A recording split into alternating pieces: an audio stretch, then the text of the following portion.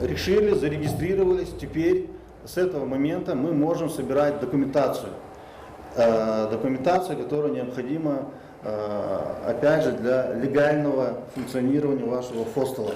А еще требования к помещению, квалифицированность персонала и комфорт для постояльцев – три самых главных правила ведения гостиничного бизнеса. Мурат Мальсагов в своем докладе рассказывает о мудростях профессии хостельера на личном опыте, открыто и без преувеличений. Развитие гостевых домов – дело чуть ли не всей его жизни, и о том, как начать, знает немало. Я считаю, главное условие, чтобы этим делом заниматься успешно, для этого необходимо, конечно, любить свою родину, свой край, любить вообще людей в целом.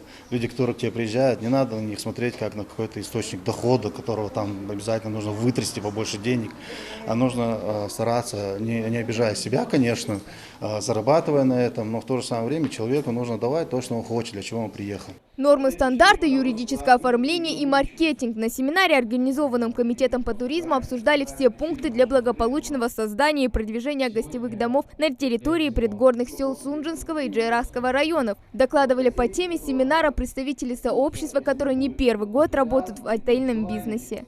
Наша задача сегодняшняя была свести наиболее опытных игроков нашего туристического рынка с теми, кто проявил интерес и потенциальное желание задуматься над созданием гостевых домов и о дальнейшем их продвижении. Предгорная и горная Ингушетия – это отдельный мир, где древность и цивилизация почти не пересекаются. Коллаборация архитектурных памятников и живой природы вызывает немалый интерес у туристов. В общем, спрос рождает предложение. Насчет гостевых домов.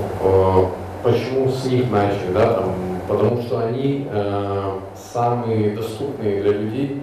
Это возможность заняться бизнесом своими силами.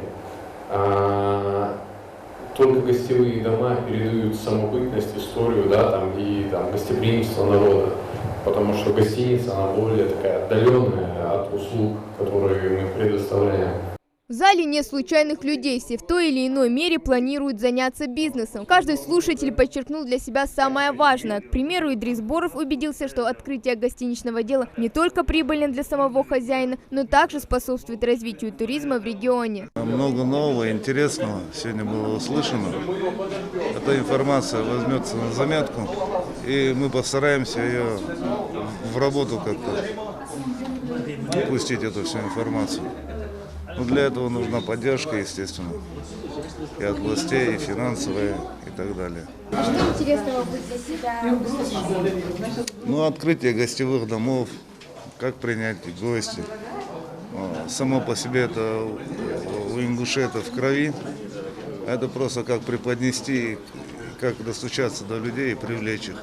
Республика Ингушетия у туристов давно ассоциируется с величественными горами, вековыми башнями и уникальной природой. Поэтому развитие гостиничного бизнеса именно в горных районах станет идеальным вариантом. И хоть сейчас для нашего региона многие термины и понятия в сфере туризма непонятны, однако то ли еще будет.